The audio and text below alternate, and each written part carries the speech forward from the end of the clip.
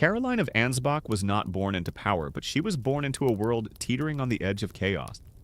The daughter of John Frederick Margrave of Brandenburg-Ansbach and Eleanor Erdmuth of Saxe-Eisenach, Caroline entered the world in 1683. Though her family was minor nobility within the tangled patchwork of German principalities that made up the Holy Roman Empire, her childhood was marked not by pampered privilege, but by strategic survival. Her mother died young, and her father followed shortly after. Orphaned at the age of 13, Caroline's future might have faded into obscurity were it not for her own intellect and the religious politics of the era. The Elector of Brandenburg. Frederick III, later Frederick the Right of Prussia, became her guardian. Rather than grooming her as a passive dynastic token, he exposed her to Enlightenment thinking and philosophical discussion. Unlike many princesses of her time, Caroline was given a thorough education. She studied theology, languages, and philosophy. She held court with thinkers like Gottfried Leibniz, who considered her an intellectual equal. These early experiences would leave an indelible mark. Caroline was not content to be an ornament; she would become a strategist. At the dawn of the 18th century, Europe was a powder keg. The War of the Spanish Succession raged. Protestant and Catholic states jostled for supremacy, and the British succession crisis loomed over the Channel.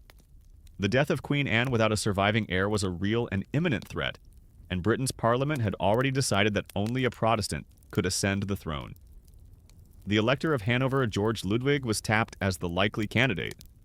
To secure the dynasty, his son George Augustus needed a politically suitable and Protestant bride. Caroline was offered a powerful match, Archduke Charles of Austria, a Habsburg, and a devout Catholic. Rejecting such an offer from one of Europe's mightiest houses would have been unthinkable, unless one was a woman of principle and shrewd calculation. Caroline did something rare for a princess of her rank. She declined the match, citing her Protestant beliefs. It was a bold defiance of diplomatic norms and signaled her willingness to gamble her status for her values. Instead, she married George Augustus in 1705. The union was not based on love, but Caroline knew the value of proximity to power. George was awkward, brusque, and intellectually limited, but he was the heir to a rising dynasty. Through him, Caroline would shape policy, culture, and even religion in ways few queens consort before her had dared. Her early years in Hanover offered a preview of her political skills. She became close to her father-in-law, George Ludwig, and built a network of influence within the court. When George Ludwig became George IV of Great Britain in 1714, Caroline's fate was sealed. She and her husband moved to London the following year. While George Augustus was titled Prince of Wales, Caroline emerged as the real political talent in the duo. She quickly acclimated to the English court, its customs, factions, and treacherous balance between monarchy and parliament. But not everyone welcomed her presence. The English nobility viewed the Hanoverians with suspicion. The royal court was filled with Whigs and Tories ready to exploit divisions. Moreover, the rift between George the Warren and his son quickly turned into a public scandal. Caroline, ever tactful, tried to play mediator, but her loyalty to George Augustus was unwavering. When the king expelled them from St. James's Palace and forbade them from seeing their children, Caroline's transformation into a political operator truly began. The court's brutality was not always physical. It could be ritualized, psychological, and cold. One of the most haunting episodes came when George I allowed Caroline and George Augustus to see their newborn son only after a humiliating charade. The baby was brought before them by court servants like an object the parents forced to view him silently, under supervision, before being dismissed without a word. It was a cruel theatrical reminder of who controlled access, not just to thrones but to their own offspring. Despite this, Caroline endured and adapted. She became fluent in the nuances of English power. She curried favor with the Whigs, mastered the politics of Parliament, and won over religious reformers. She was not afraid to form alliances with powerful men such as Prime Minister Robert Walpole, and to use charm as leverage. Unlike her husband, Caroline knew that appearances mattered, especially in a foreign land where suspicion of Hanoverian rule was always present. By the time George V died in 1727, Caroline had secured her position. Her husband ascended the throne as George II and she as Queen Consort. But Caroline was no ceremonial figure. She had spent over 2 decades preparing for this moment, not with pomp, but with quiet, relentless maneuvering. Her influence would grow far beyond the expectations placed upon a consort, and yet the seeds of her downfall were already planted. Her enemies were watching, her allies were temporary, and her body, despite her formidable mind, would begin to betray her in ways that even she could not control. When Caroline became Queen Consort in 1727, her public image was carefully crafted a devoted wife, a mother of the nation, and a supporter of England's growing constitutional system. But behind the scenes, she emerged as a singular force in British politics, arguably the most influential queen consort in English history since Eleanor of Aquitaine. The gap between public persona and private power widened steadily, and Caroline wielded that ambiguity like a weapon. Unlike her husband George II, who often appeared sullen, short-tempered, and intellectually uninterested, Caroline engaged deeply with matters of state. She regularly attended privy council meetings and held audiences with ministers, nobles, and foreign dignitaries. Her influence was not formalized, it was relational, psychological, and strategic. The king, while insecure and prone to emotional outbursts, relied heavily on her judgment. He trusted her political instincts more than his own, and often deferred to her in court appointments and diplomatic questions. This trust allowed Caroline to become a conduit between the monarch and his ministers, especially Robert Walpole, Britain's first de facto prime minister. Walpole and Caroline developed a mutually beneficial relationship. She tempered the king's impulsiveness, while Walpole ensured her continued political relevance. It was Caroline who would often coach George II through political negotiations, even going so far as to rehearse exact lines for him to recite. In this peculiar arrangement, England was ruled not by a single sovereign, but by a triangle of uneasy collaborators, Walpole, George II, and Queen Caroline. Perhaps the most understated aspect of Caroline's rule was her ability to soften the monarchy's image during a time of rising Republican sentiment.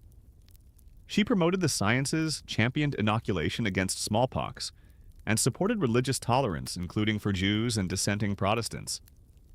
These policies were not only progressive but also disarming. They painted the monarchy as enlightened and benevolent, not tyrannical and obsolete.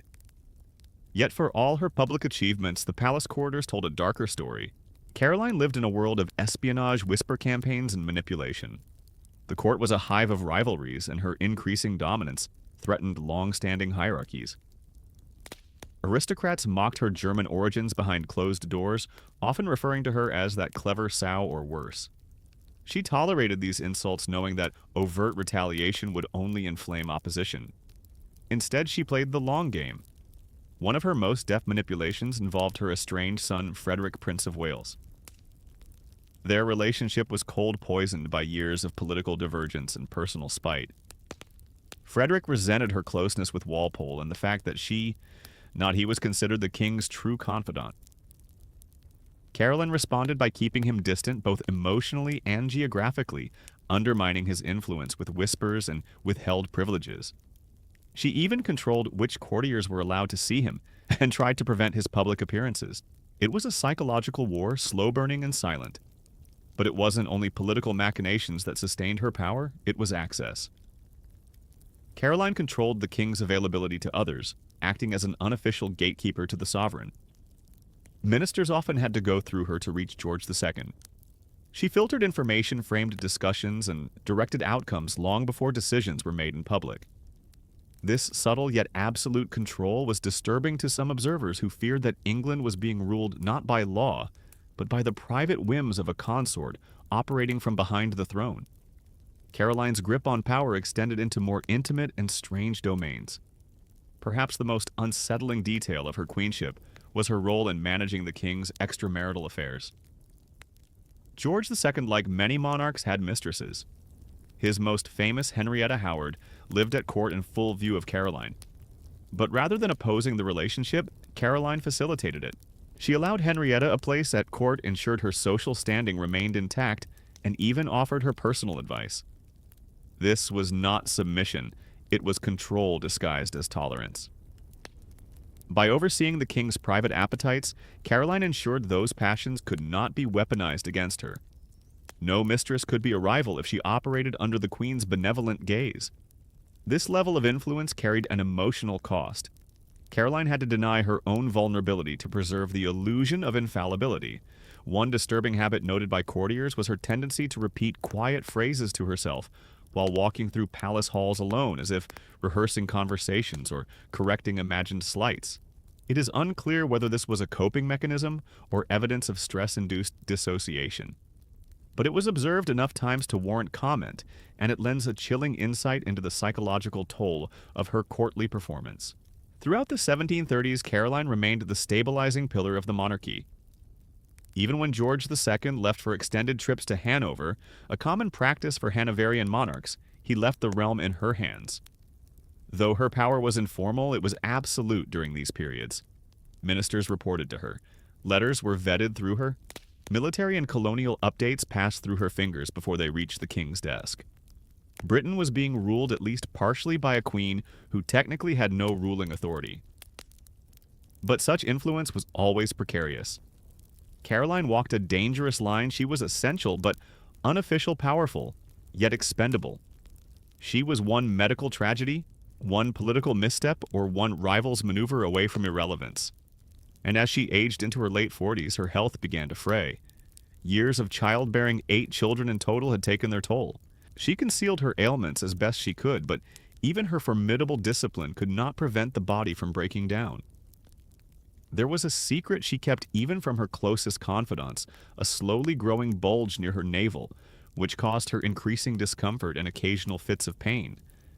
It was an umbilical hernia, a condition that might have been operable if not for the shame, the risk, and the culture of silence that surrounded the illness of royalty. Caroline ignored it. She insisted on continuing her full schedule. She presided over audiences, oversaw correspondence, and managed the king's moods, all while a hidden wound deepened within her abdomen. The fall had not yet begun, but the signs were there, waiting in silence. Power had made her indispensable.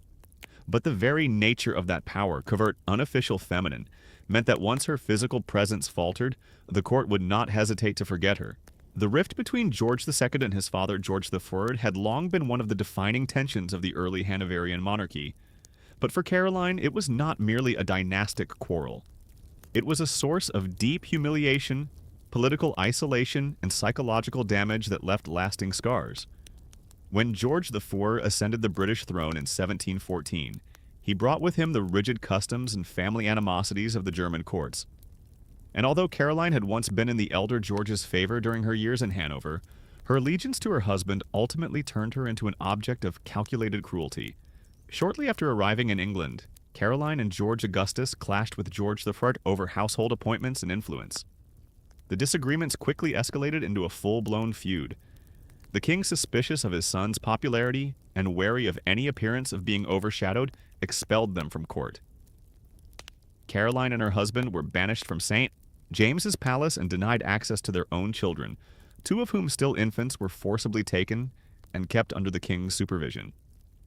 What followed was not only a political exile, but a performance of domination by George I. In a moment that would haunt Caroline for the rest of her life, she was summoned to observe her newborn child under strict supervision. The infant was carried into a state chamber like a piece of furniture surrounded by silent courtiers, placed before his mother, and just as quickly whisked away without a word. Caroline was not permitted to touch him, speak, or even react.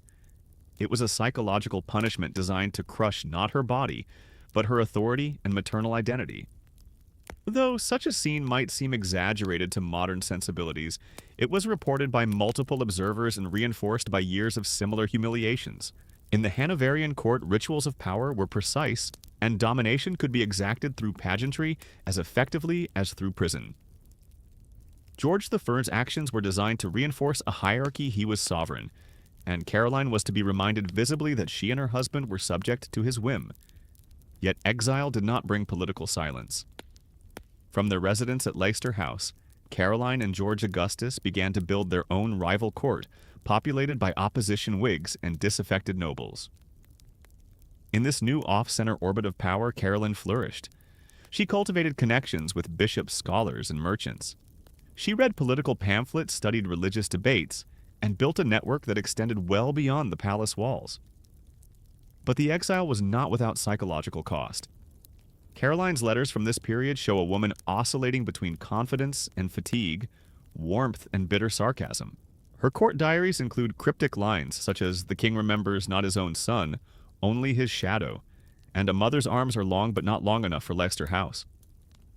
These fragments suggest a woman grappling with imposed distance, not just physical but emotional and existential. In 1720, the family rupture escalated into farce. George III ordered the arrest of two of George Augustus's close friends, claiming they had insulted the crown. The younger George, already agitated physically, lashed out during a court gathering. The scene was chaotic, and heir to the throne threatening servants, Caroline weeping in a public corridor, and ministers scrambling to intervene. George Thermus responded by ordering his son and daughter-in-law into deeper seclusion. He even considered deporting them back to Hanover. These episodes of royal dysfunction became the subject of satire and gossip. Cartoons depicted George I as a tyrannical father and Caroline as a wronged mother. But while the public may have sympathized, the actual impact of these dramas was deeply personal. Caroline's ability to influence national policy remained limited, so long as George I held the throne.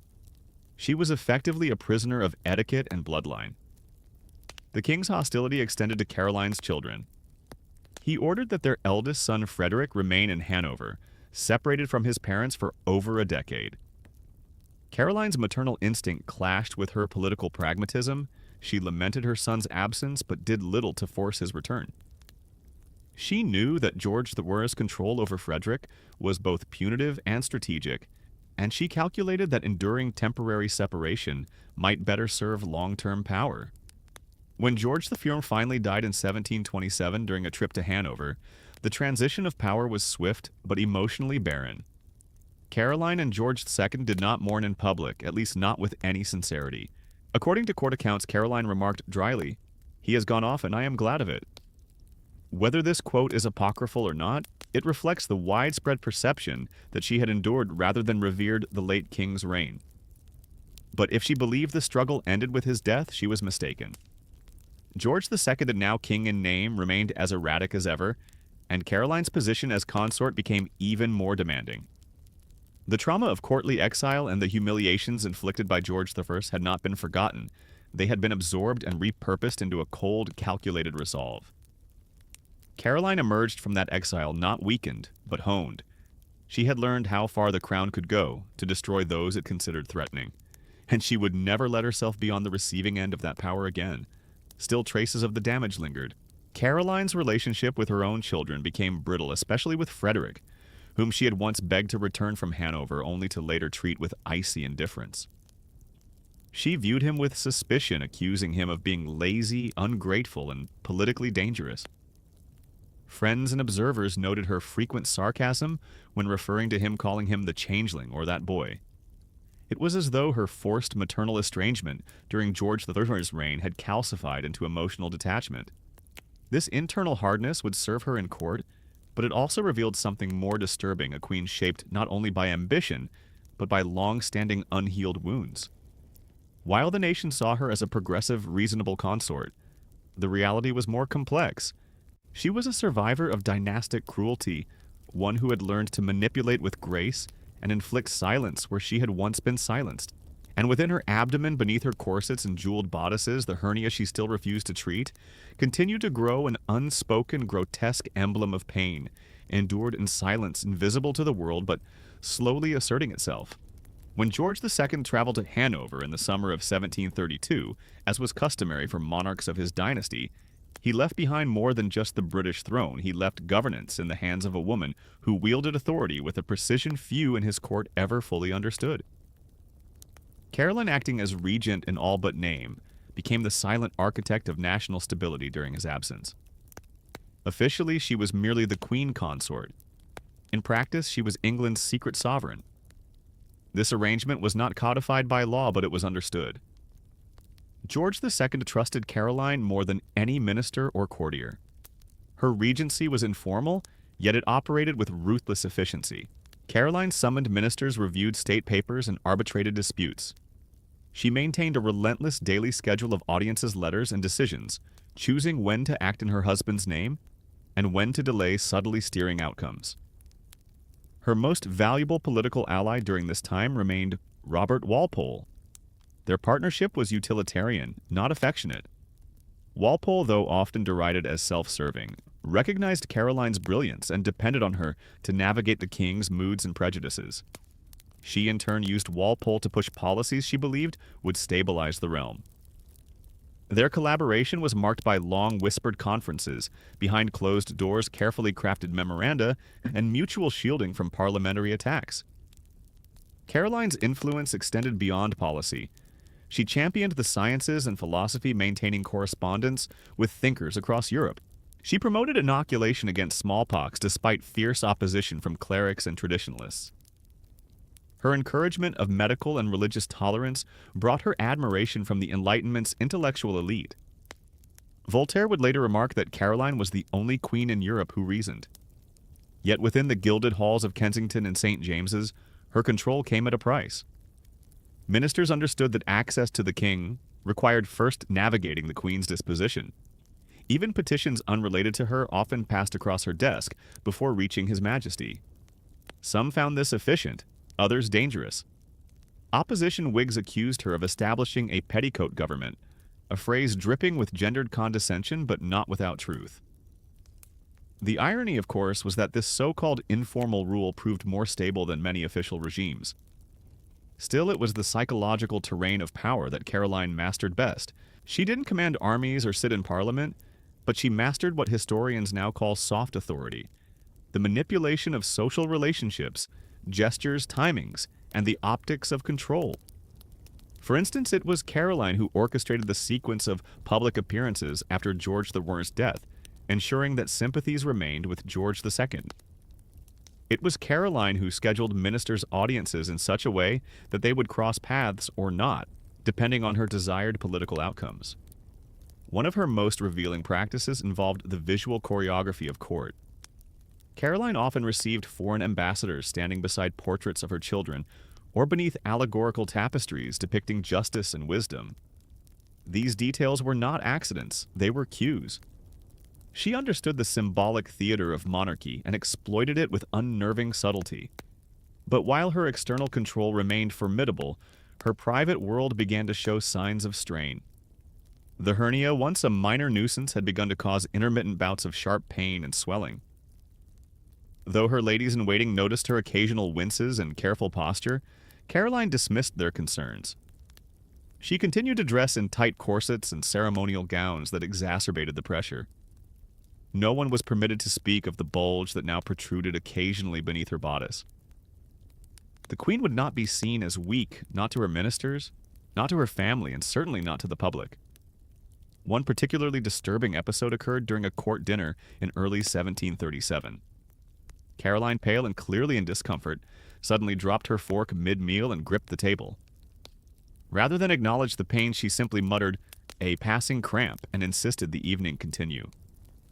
Guests nervously complied.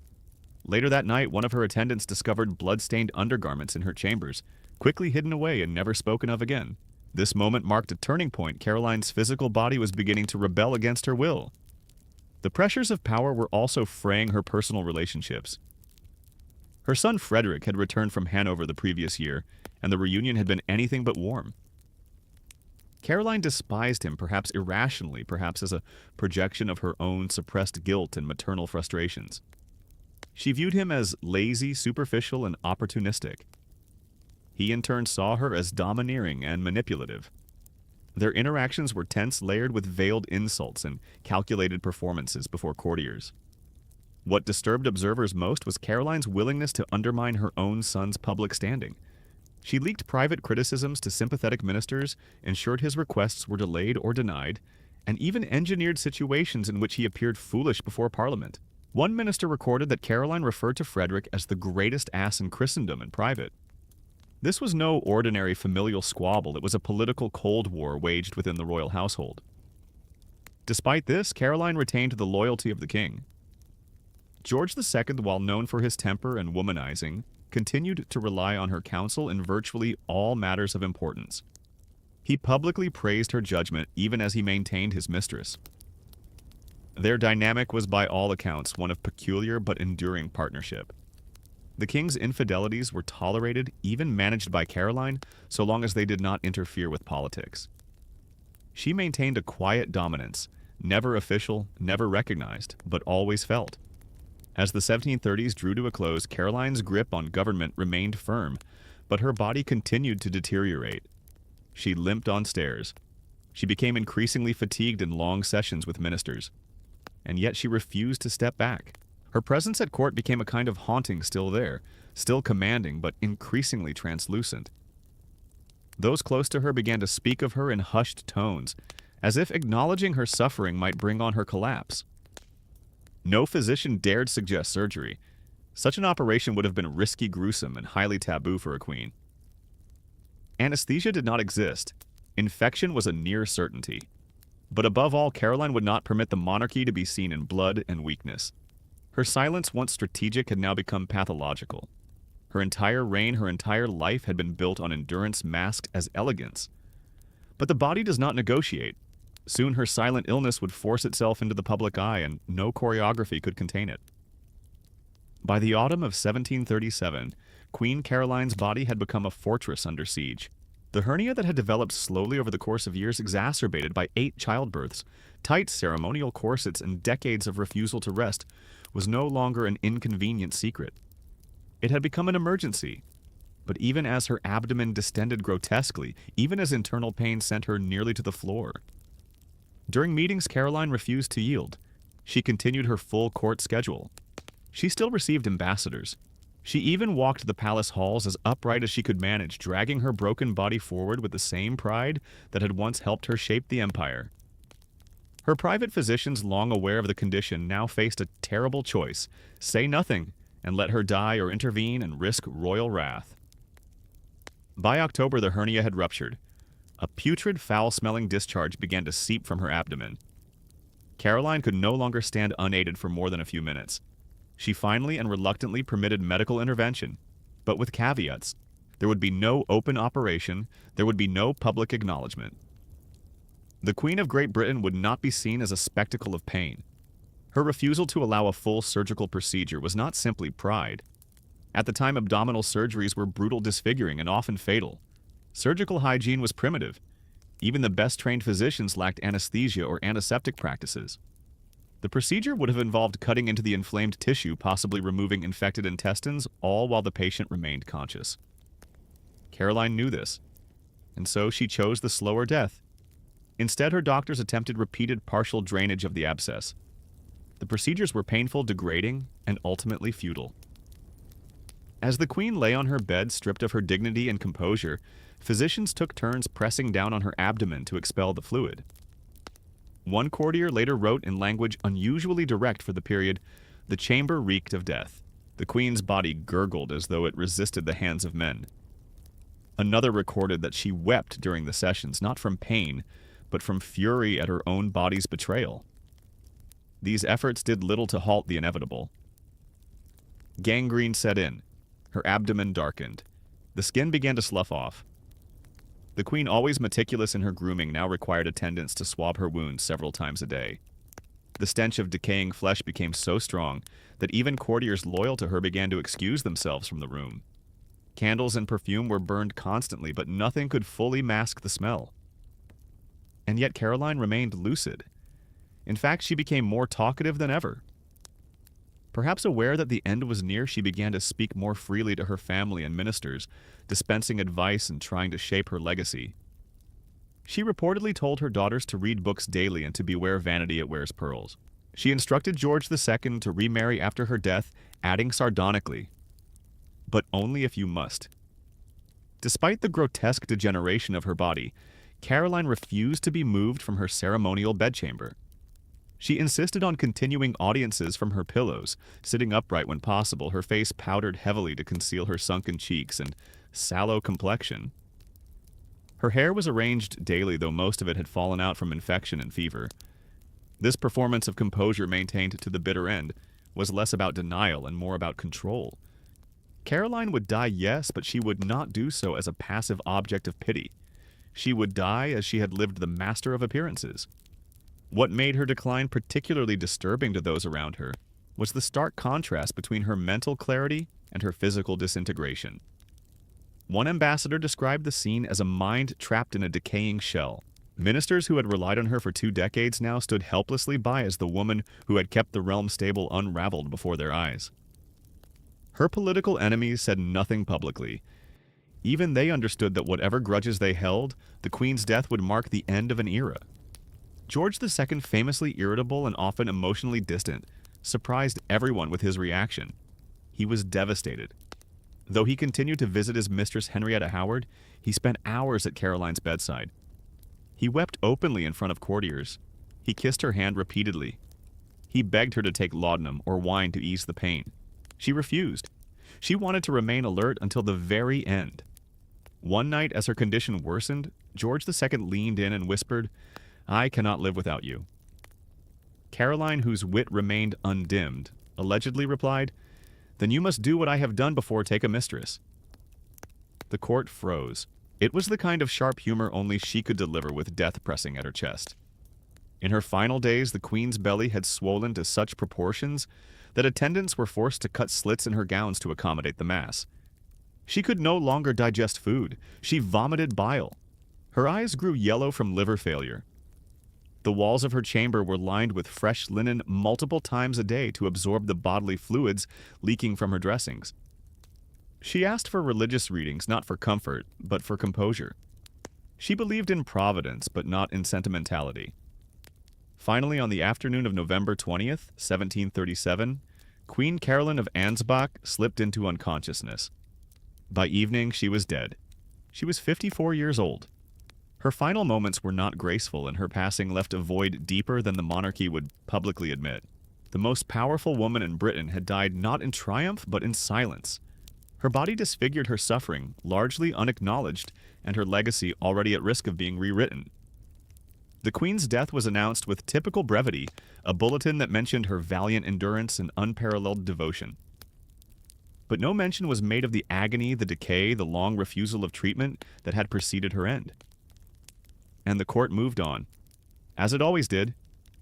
Caroline's final hours had been horrific, but the aftermath proved no less unsettling. In the days following her death, the royal household descended into a kind of emotional limbo, stilled not by grief but by protocol. Her body, still grotesquely bloated from the infection that killed her, remained in her chambers for nearly 2 days. Courtiers avoided the room. Servants whispered about the color of her skin, the way her hands had stiffened unnaturally. Even in death, Caroline's physical presence disturbed the carefully ordered rituals of royal mourning. The Queen's embalming was delayed due to the advanced state of decay. When the royal surgeons finally began the procedure, they discovered that the infection had spread through most of her abdomen and lower thorax. One of the attending physicians, Dr. Ranby, recorded in his private notes that her innards were blackened, malodorous, and as though liquefied. These words never made it into the official record. The royal household, fearing scandal, strictly controlled what was reported. The autopsy itself was presented as a formality. In truth, it had been a grim battle against putrefaction. The surgeons were forced to pack the corpse with a mixture of lead, herbs, and pitch to slow the decomposition. Even then, leaks occurred. So disturbing were the conditions of the body that extra layers of fabric were sewn inside the coffin to absorb fluids. These were replaced twice before burial. The coffin was sealed prematurely and kept closed, an unusual break from tradition. Public viewing, typical for a monarch, was not permitted. Caroline would be remembered in portraiture, not in person. The funeral was held on December the 17th, nearly a month after her death. St. George's Chapel at Windsor Castle was dimly lit. Black drapes covered the walls. The choir sang, but the acoustics were muddied by the heavy tapestries and the palpable tension in the air. George II, visibly shaken, wept throughout the ceremony, one of the few times he ever displayed genuine emotion in public. He insisted that Caroline's coffin be buried beside the space reserved for his own future grave, and he gave specific instructions, a shared coffin lid, so that their remains might one day rest side by side. But even this romantic gesture had political undertones. By emphasizing his fidelity to Caroline, the king sought to reaffirm dynastic continuity and legitimacy. Her death had left a gap in governance. George II had relied on her not merely as a wife, but as an interpreter of court life, ministerial politics, and public opinion. Without her, he appeared rudderless. The royal court entered its official mourning period. Black clothing, muffled drums, and restricted entertainments became the order of the day. But beneath the surface, Caroline's legacy began to unravel with startling speed. Her political enemies silenced during her regency reemerged. The phrase petticoat government, once whispered with bitterness, now appeared in pamphlets and gossip sheets with open scorn. Tory critics accused her of manipulating the king and undermining masculine authority. Some went so far as to claim she had steered England towards secularism and moral decay. The Queen's influence over ecclesiastical appointments and her support for Enlightenment ideas became in retrospect objects of suspicion. She had backed the toleration of religious dissenters. She had supported the Royal Society. She had even welcomed debates on Newtonian science and inoculation, unpopular positions among the conservative clergy. Now, with her gone, bishops and reactionaries moved quickly to roll back these gains. Walpole, her great ally, found himself increasingly isolated. Without Caroline's steady hand behind the throne, his enemies in Parliament sensed opportunity. But perhaps the most disturbing aspect of Caroline's legacy was how quickly her memory faded from courtly rituals. Unlike queens consort before her, whose likenesses adorned coins, public buildings, or even religious spaces, Caroline was gradually effaced. Her portraits were removed from the principal drawing rooms at Kensington. Her private chambers were repurposed within weeks. Even her letters, once carefully preserved, began to vanish from state archives. It was as if her presence, once so dominant, had become politically inconvenient. One curious detail speaks to this erasure. For years, Caroline had kept a personal library in her private apartments, hundreds of volumes ranging from theological tracts to classical philosophy. After her death, the collection was not preserved. It was quietly dismantled. Some books were auctioned, others were absorbed into the General Royal Library without attribution. The catalog she had maintained meticulously annotated in her own hand was lost. Her intellectual life, so vibrant during her reign, became invisible. The Queen's children, too, contributed to her fading image. Her daughter Amelia retired into near seclusion. Her surviving sons spoke little of her in public. And Frederick, still bitter over their years of estrangement, avoided memorializing her entirely. Caroline's emotional coldness in her final years, especially toward him, had left scars. Her political legacy had cast too long a shadow. The younger generation preferred to step into their roles without the burden of her memory looming behind them. Even George II, who had adored her in life, seemed to shift. Though he never remarried, his attentions gradually returned to his mistresses and military affairs. By the early 1740s, he rarely spoke of Caroline.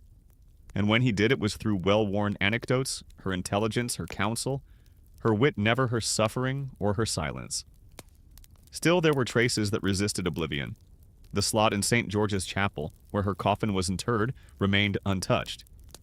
The space beside it reserved for the king bore the inscription of her name, Carolina Regina, without dates, without tribute. A simple testament to a woman whose real reign had been hidden, whose rule had no official title. And then there were the whispers among aging courtiers, among disillusioned ministers of what had been lost. A monarch without a crown, a mind more agile than the men she served, and a body that bore the unspoken costs of power disfigurement and enforced silence. She had once ruled the empire from the margins of visibility. Now, in death, she had become invisible herself. After Caroline's death, a new court order began to assert itself, less elegant, more reactionary, and notably less competent. With the Queen Consort gone, the intricate balance she had maintained between monarchy and parliament, between Enlightenment reform and political realism, began to fracture. Her absence left more than an emotional void in the royal household. It revealed a structural deficiency that the king and his ministers had long ignored. Caroline had not merely advised, she had governed in shadow, and without her the system stumbled forward blindly. George II attempted to maintain continuity. He consulted Robert Walpole as before, and he preserved many of the political rhythms Caroline had established. But the Queen's moderating voice was gone. The king's temper became more erratic. His public appearances grew less frequent, and his personal vendettas, once checked by Caroline's strategic patience, began to shape royal decisions. Where Caroline had urged restraint in court politics, George now indulged his suspicions and private grievances. One of the first visible signs of instability was the collapse of the fragile truce between the king and his son, Frederick, Prince of Wales. Caroline had hated Frederick, and the king had long shared her disdain. But after her death, what had been a cold war exploded into open conflict. Frederick now maneuvered to carve out his own political identity, framing himself as a defender of true British liberties, in opposition to the Hanoverian autocracy represented by his father. Parliament became a battlefield with Frederick, aligning with opposition Whigs to undercut Walpole and indirectly the king. This factionalism might have been containable under Caroline's watch, but without her, no one remained to mediate. Walpole, aging and embattled, clung to power but faced mounting resistance.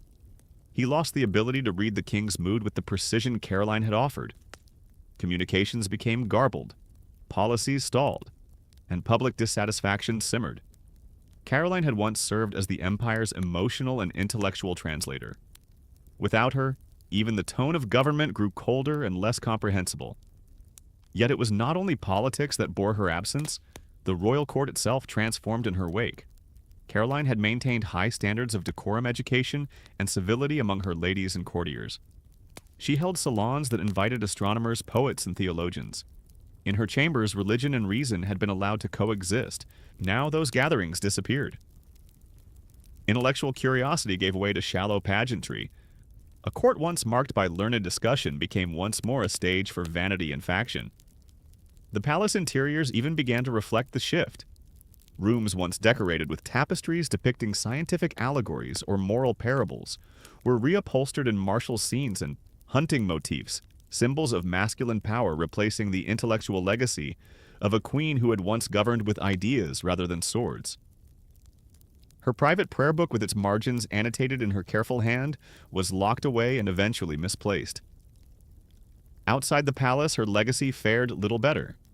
Enlightenment thinkers who had once praised her found themselves increasingly alienated. Voltaire, who had once admired Caroline's court, wrote privately to a colleague that the death of that great woman has ushered in a duller age. British thinkers lamented the loss of a patron who had dared to support inoculation education for women and theological tolerance. Even Caroline's support of Newtonian physics, which had earned her ridicule during her life, was now forgotten by a court more interested in military parades than mathematical elegance. But perhaps the most disquieting element of her legacy's collapse was how completely the Queen's story was recast in public memory. Instead of being remembered as a ruler in all but name, Caroline was rebranded in historical writings as a loyal wife, a model consort, dutiful, maternal, and self-sacrificing. The years she spent steering the monarchy, making backroom decisions, and shaping national policy were scrubbed from public discourse. Her accomplishments were attributed to her husband, her intellect reduced to sound advice, her body politicized in life, erased in death. One could see this distortion even in art. Posthumous portraits commissioned after her death depicted her with softened features, seated in passive poses, eyes cast downward. In none of them was she shown with the book, a pen, or a map tools she had once wielded daily. Her image had been laundered for posterity, her edges sanded down to fit a more palatable narrative. There was, however, one final detail that defied this whitewashing, a detail both intimate and grim.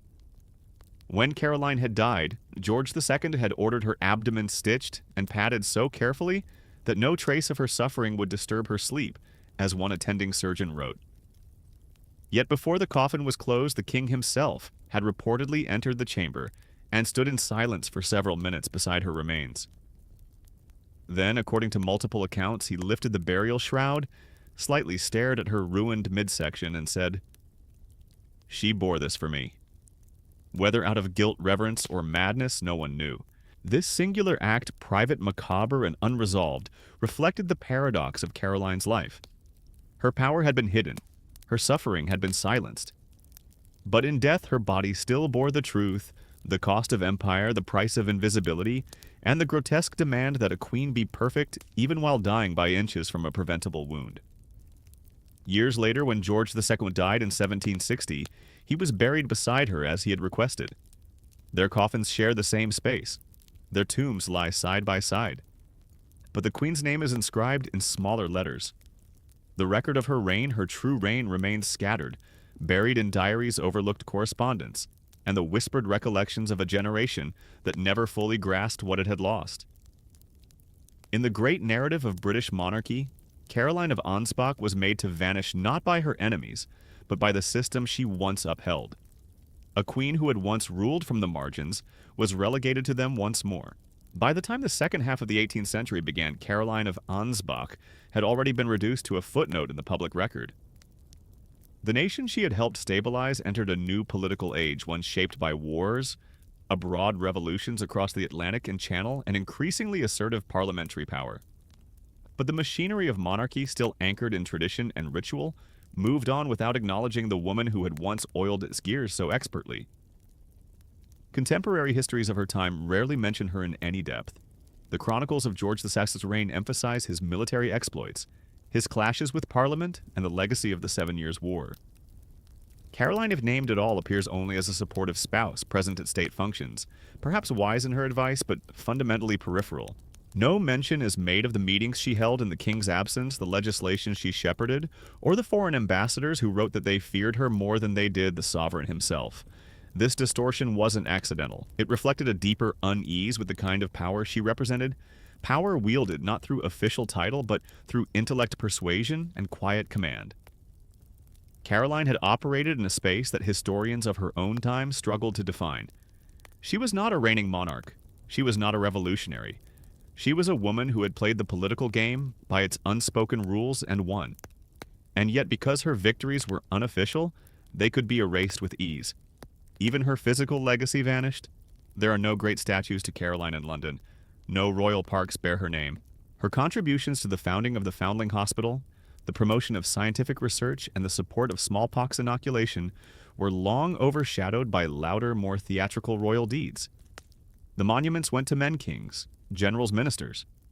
Caroline's influence lived only in institutional continuity and fading memory. But in recent decades, scholars have begun to reassemble her fragmented story. Letters between Walpole and court insiders reveal a woman deeply enmeshed in matters of war finance and church appointments. Memoirs of bishops and scientists credit her with championing Enlightenment thinkers at a time when religious orthodoxy still reigned. And personal diaries written in the margins of court life tell of a queen who endured abuse, exile, betrayal, and still emerged as one of the most effective rulers Britain never had. One particularly haunting piece of evidence uncovered in a private collection in the late 20th century is a letter Caroline wrote to her daughter shortly before her death.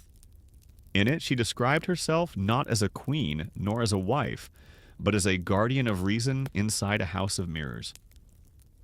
She warned her daughter that power for women would never be clean or honored, that it must be seized quietly, worn like a mask, and carried like a wound. The letter ends without signature, only the phrase, "May you rule in silence as I have." Such a message, unearthed centuries later, reframes Caroline's life not as a series of minor courtly anecdotes, but as a coherent philosophy of female political agency in a world built to exclude it. Her life was not an accident of royal marriage, but an intentional, if constrained, campaign to shape a nation. And then there is the coffin. Still in St. George's Chapel, still undisturbed, George II kept his promise, though no romantic narrative quite accounts for the contradiction of his mourning. He had adored her, relied on her, and yet also permitted, perhaps even expected, that she remain publicly invisible. He grieved her privately and permitted her erasure publicly. Their marriage, like their monarchy, was a system of concealment as much as power. In this way, Caroline of Ansbach's story is not merely a tale of one queen's slow physical collapse, or of her political achievements hidden behind a throne.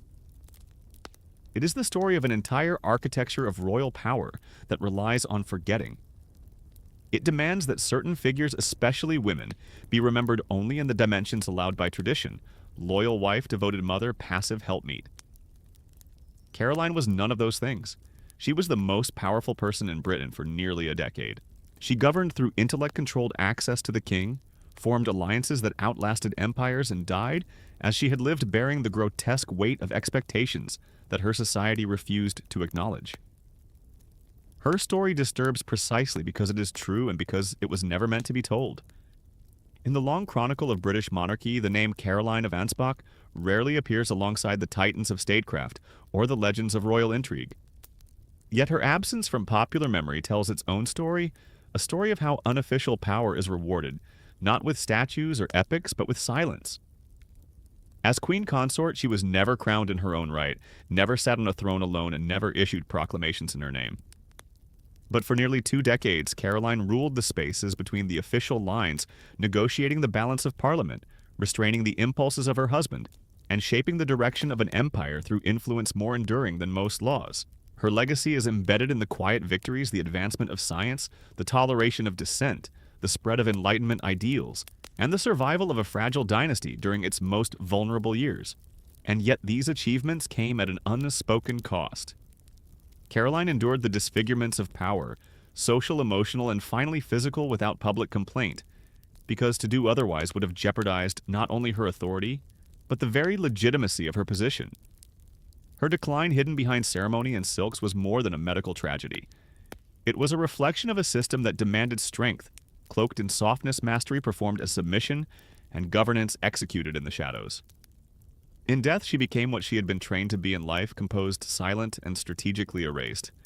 But history, though slow, often circles back, and as scholars unearth the deeper truths of her influence, Caroline of Ansbach may finally take her place, not just as a queen beside a king, but as a sovereign in her own right, governing with intellect endurance and a haunting, resolute silence that now demands to be heard.